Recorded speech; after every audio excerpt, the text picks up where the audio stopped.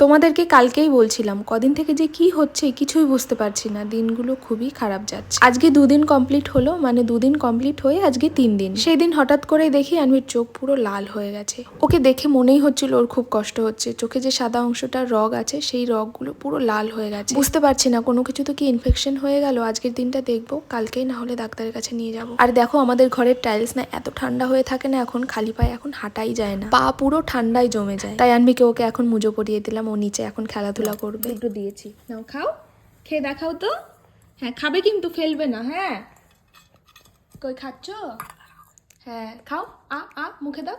Good girl, good girl. আনবিকে যে দিনের বেলায় ওকে নিয়ে একটু হাঁটবো, ওর সাথে একটু সময় কাটাবো, ওকে আদর করবো, বলতে পারো সেই সময় দিনের বেলায় আমার হয় না। দিনের বেলা হয় না ঠিকই, ঘরেরও কাজ থাকে, কিন্তু সন্ধ্যা থেকে রাত পর্যন্ত আমার পুরো সময়টা আমি আমার আনভিকে দিই। আজকে না ভেবেছিলাম বিকেলে একটু বাজারে যাব, আমার একটা পাসপোর্ট সাইজের ছবি লাগবে। আর আনভির এরকম দেখে আমার আর বেরোতে ইচ্ছে করলো না। সেই জন্য বর বাড়িতেই ফোন দিয়ে আমার ছবিটা তুলে নিয়ে গেছিল। সেই ছবিটাই বের করে নিয়ে এসেছে। কদিন থেকেই ভাবছিলাম আনভির জন্য ওই বেবি চেয়ার টেবিল নেবো, আমরা যখন খাবো আমাদের সাথে বসিয়ে দেবো। কিন্তু ও না এক জায়গায় বসে থাকতেই চায় না। আমরা যখন খাই ও এরকম নিচে থাকে, আবার একটু পরে কোলে এসে ওঠে।